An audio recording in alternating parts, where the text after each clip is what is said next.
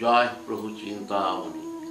আগামী 28শে ডিসেম্বর 12ই পৌষ প্রভু কৃষ্ণকান্ত শিরোমণি গোস্বামী মহাশয়ের 132তম তিরোভাব উৎসব অনুষ্ঠিত হতে চলেছে।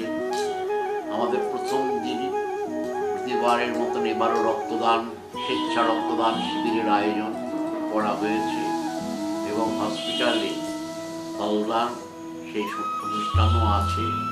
আগামীতে আমাদের পরিকল্পনা আছে পুনরায় ছাত্রবৃত্তিটা প্রচলন করার এবং আমাদের পরিক্রমা, যেটা এই উৎসবের একটা বড় অঙ্গ অনুষ্ঠান, সেটি হচ্ছে 20শে পৌষ